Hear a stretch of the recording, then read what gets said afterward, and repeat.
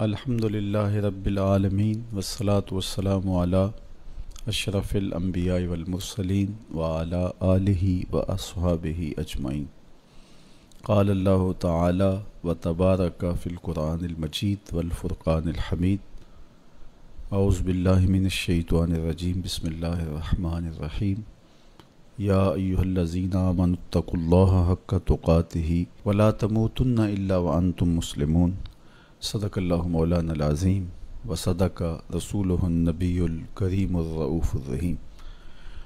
اللہم نور قلوبنا بالقرآن وزین اخلاقنا بالقرآن وادخلنا الجنة بالقرآن ونجنا من النار بالقرآن۔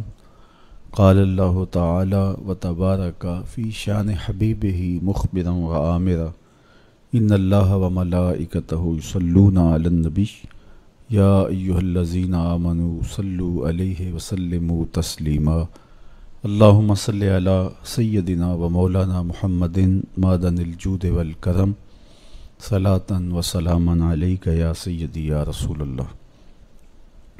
تمام حمد و ثنا، تعریف و توصیف اللہ جل مجدہ الکریم کی ذات بابرکات کے لیے، جو خالق کائنات بھی ہے اور مالک ششرہات بھی۔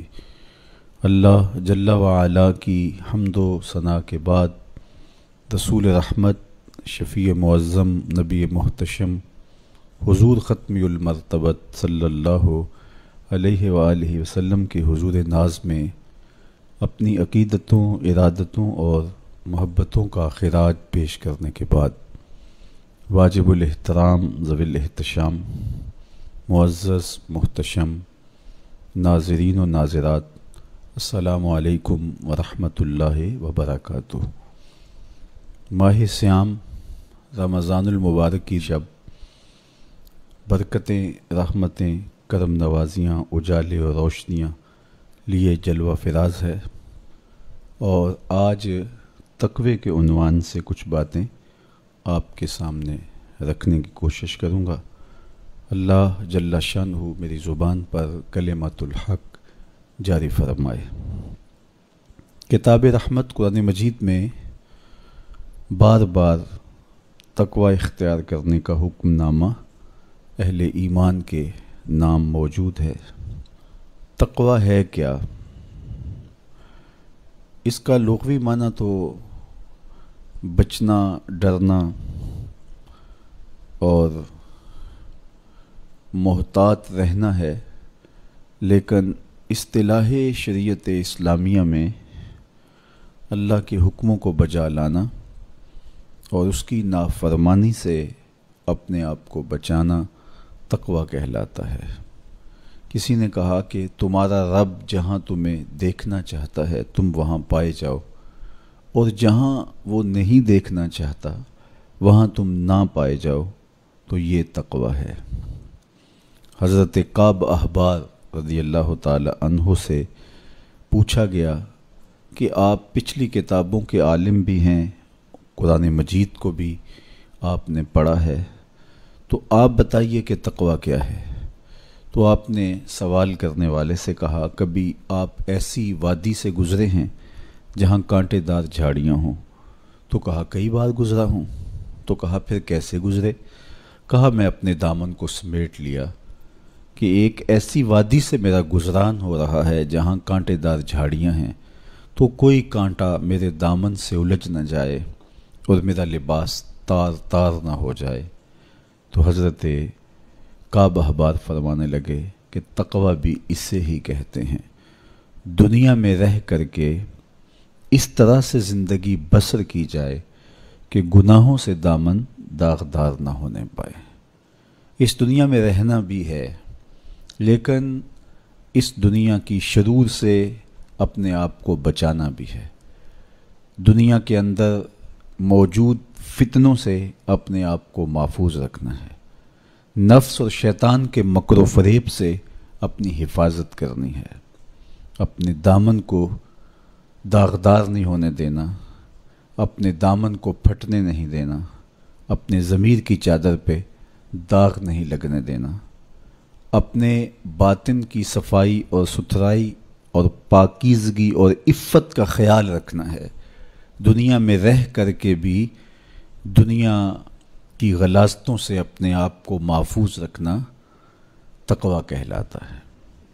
کہا اس دنیا میں اس طرح رہو جس طرح کشتی پانی میں رہتی ہے، پانی میں رہنے کے باوجود اپنے اندر پانی نہیں آنے دیتی، چونکہ اگر کشتی پانی میں رہے تو خیر ہے، خود بھی تیرے گی اور اپنے اوپر بیٹھے سواروں کو بھی کنارے تک لے جائے گی، لیکن اگر پانی کشتی میں داخل ہونا شروع ہو گیا تو خود بھی ڈوبے گی اور جو اس کے اوپر سوار ہوں گے وہ بھی ڈوب جائیں گے۔ اس لیے تم دنیا میں رہو تو خیر ہے، لیکن دنیا اگر تمہارے اندر اتر آئی تو پھر کچھ باقی نہیں بچے گا۔ من نظر الی الدنیا نظر الحب اخرج اللہ تعالی من قلبہ نور الیقین والزہد، جو دنیا کو محبت کی نظر سے دیکھتا ہے اللہ اس کے دل سے زہد اور تقوی کے نور کو کھینچ لیتا ہے۔ اس لیے اس دنیا میں رہ کر کے بھی اس دنیا سے اپنے آپ کو محفوظ رکھنا ہے، اپنی ضرورت کا ضرور رزق جمع کریں، ضرورت سے زائد کمائیں تو ساتھ یہ نیت جڑی ہو کہ معاشرے کے وہ لوگ جو کمانے کی اہلیت نہیں رکھتے میں ان کی ضرورت کو پورا کروں گا، تو یہ دنیا نہیں یہ دین ہوتا ہے۔ لیکن جب خواہشات انسان کو یوں گھیر لیتی ہیں اور وہ اپنے خالق سے غافل ہو کے اس دنیا کو مقصود بنا لیتا ہے تو پھر وہ اپنے اندر اور اپنے باطن کو خراب کر بیٹھتا ہے۔ تو کعب احبار فرمانے لگے کہ تقویٰ یہ ہے کہ تم اپنے آپ کو جس طرح کانٹے دار جھاڑیوں کے اندر سے گزارتے ہوئے دامن بچاتے ہو اور کوئی کانٹا تمہارے دامن سے الجھ کر تمہارے دامن کو تار تار نہ کر دے، تمہارا دامن پھٹ نہ جائے تو احتیاط سے گزرتے ہو، تو دنیا میں بھی یوں محتاط رہو اور اپنے آپ کو گناہوں سے آلودہ نہ ہونے دو۔ حضرت سیدنا علی المرتضیٰ رضی اللہ تعالی عنہ سے تقویٰ کے حوالے سے دریافت کیا گیا تو آپ نے بڑی جامع تعریف ارشاد کی، فرمایا کہ تقویٰ کیا ہے؟ فرمایا کہ تقویٰ یہ ہے کہ تم اللہ سے ڈرتے رہو، خوف خدا تمہارے سینے میں موجود رہے، قرآن مجید پر تمہارا عمل رہے، اور تم جو میسر آئے اللہ کی طرف سے اس پر تم قانع ہو، کم پر بھی قناعت تمہارا مزاج ہو، اور چوتھی چیز ارشاد فرمائی کہ تم آخرت کی تیاری میں اپنے آپ کو مصروف رکھو۔ یہ چار وصف اگر تمہارے اندر موجود ہیں تو تم متقی کہلاؤ گے۔ سب سے پہلا وصف کیا ہے کہ اپنے آپ کو اللہ جل شانہ کے خوف میں مبتلا رکھو، اللہ کا ڈر تمہارے سینے میں موجود رہے۔ اللہ کا ڈر کس معنی اور کس مفہوم میں ہونا چاہیے؟ عمومی طور پہ بندہ جس شے سے ڈرتا ہے اس سے وحشت بھی کرتا ہے، اس سے نفرت بھی کرتا ہے، سانپ سے ڈرتا ہے، بچھو سے ڈرتا ہے اور موذی جانوروں سے خوف زدہ ہوتا ہے، لیکن اگر ہتھے چڑھ جائیں تو انہیں چھوڑتا بھی نہیں، بلکہ ہمیں تو حکم دیا گیا اقتل الموذی قبل ان یوذی، قبل اس سے کہ موذی تم کو ایذا دے تم اس کا خاتمہ کر ڈالو، اگر تمہارے بس میں ہو تو تم انہیں مار ڈالو۔ تو عمومی طور پہ بندہ جس سے ڈرتا ہے اس سے نفرت بھی کرتا ہے، لیکن اللہ سے بندہ ڈرتا بھی ہے، اس سے محبت بھی کرتا ہے۔ تو یہ ڈر پھر کس مفہوم میں ہوا؟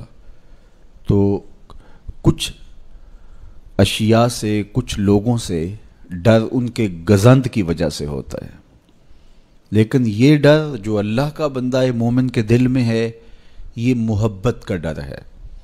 جب کوئی کسی سے پیار کرتا ہے تو اس کی ناراضگی سے ڈرتا ہے، وہ روٹھ نہ جائے، وہ ناراض نہ ہو جائے۔ میری زندگی کا سارا سرمایہ تو اس کی خوشیاں ہیں، اس کی خوشی میری زندگی کا جمال ہے، اور اگر وہ روٹھ گیا تو میری زندگی اجڑ جائے گی، میری زندگی کا سارا نور ختم ہو جائے گا، میری زندگی کی ساری خوشیاں ختم ہو جائیں گی۔ تو اللہ سے ڈرنے کا مفہوم بھی یہی ہے کہ جب بندہ اس سے پیار کرتا ہے، اور مومن کی شان ہے والذین آمنوا اشد حبا للہ، جو اہل ایمان ہیں وہ سب سے زیادہ اپنے رب سے محبت کرتے ہیں، ٹوٹ کے چاہتے ہیں اپنے رب کو۔ تو جب اتنی محبت کرتے ہیں اپنے رب سے تو وہ ڈرتے ہیں کہ کہیں ہمارا رب ہم سے روٹ نہ جائے، ہمارا رب ہم سے ناراض نہ ہو جائے۔ تو یہ احساس جب انسان کے ساتھ ہمیشہ جڑا رہے گا کہ میرا اللہ مجھ سے ناراض نہ ہو جائے، تو پھر اس کی زندگی کتنی خوبصورت ہوگی اور وہ گناہوں سے کیوں نہیں بچ پائے گا۔ تو سیدنا علی المرتضیٰ رضی اللہ تعالیٰ عنہ فرماتے ہیں کہ تقوی یہ ہے کہ تمہارے دل میں اللہ کا خوف بیٹھا رہے اور اس کی ناراضگی سے تم ڈرتے رہو، اور یہ احساس تمہاری زندگی میں جمال اور خوبصورتی پیدا کرے گا۔ دوسری بات، قرآن مجید پر تمہارا عمل ہو۔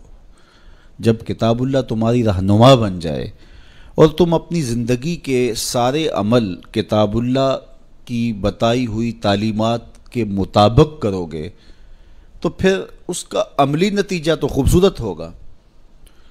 جب تھیوری اچھی ہوگی تو پریکٹیکل بھی اچھا آئے گا۔ جب تم قرآن کے بتائے ہوئے طریقے کے مطابق زندگی بسر کرو گے تو کیسے نہیں ہوگا کہ تمہاری زندگی خوبصورت زندگی ہوگی اور تم کامیاب اور بامراد اور خوش نصیب شخص قرار پاؤ گے۔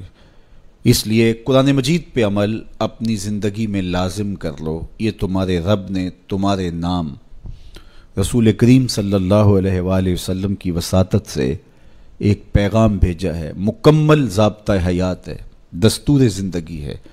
اس کتاب سے وابستگی، دل بستگی، تعلق کی خاطر تمہیں کبھی رسوا نہیں ہونے دے گا، تمہیں کبھی بے مراد نہیں ہونے دے گا، تمہیں کبھی نقصان میں نہیں پڑنے دے گا، تمہیں ناکام نہیں ہونے دے گا۔ تم ہمیشہ سرخرو ہوگے، کامیاب ہو جاؤ گے، بامراد رہو گے، عزتیں اور وقار تمہارا مقسوم ہوگا اگر اس کتاب کے ساتھ تمہارا تعلق مضبوط ہوا۔ تیسری بات، جو تمہیں میسر ہو اس پر قناعت کرو۔ میسر پر قناعت کرنے کی عادت بن جائے تو زندگی کی تلخیاں ختم ہو جاتی ہیں۔ عمومی طور پہ ہمیں اتنا کچھ اللہ نے عطا کیا ہوا ہوتا ہے، لیکن اس کے باوجود ہم سکون میں نہیں ہوتے، اس لیے کہ ہم ایک ہدف طے کرتے ہیں اور اس کی طرف ہم بڑھتے ہیں۔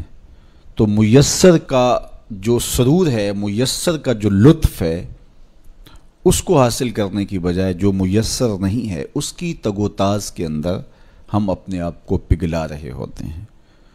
تو اس لیے ہم جب اللہ کے دیے گئے پر قناعت کریں گے، ہاں آپ زیادہ کی کوشش کر سکتے ہیں اس نیت کے ساتھ کہ میں دوسرے ضرورت مندوں کی ضرورت بھی پوری کروں، لیکن اطمینان آپ کو یہ ہونا چاہیے کہ جو مجھے میسر ہے، یہ میرا مقدور تھا، یہ مجھے مل گیا، اور اگر میرا مقدور کوئی اور بھی ہوا تو وہ بھی مجھے مل جائے گا، اور ملے گا تب جب اس کا وقت ہوگا، وقت سے پہلے نہیں ملے گا۔ جب ہم اپنے مقدور کو وقت سے پہلے حاصل کرنے کی کوشش کرتے ہیں تو پھر زندگی میں تلخی بھر جاتی ہے، ہم بے چین ہو جاتے ہیں کہ وہ مل کیوں نہیں رہا، میاں وہ کیسے ملے، اس کے ملنے کا بھی وقت ہی نہیں آیا ہے۔ تو ہم ایک اضطراب میں مبتلا ہو جاتے ہیں، بے چین ہو جاتے ہیں۔ اور اگر ہم یہ یقین کر لیں کہ ہمارے مقدور کا ہمیں جب وقت ہوگا تو ضرور ملے گا، تو پھر زندگی کے اندر ایک طمانینت پیدا ہو جائے گی۔ تو جو تھوڑا میسر ہے، جو زیادہ میسر ہے، اس پر ہم مطمئن ہونے کی عادت پیدا کر لیں۔ سیدنا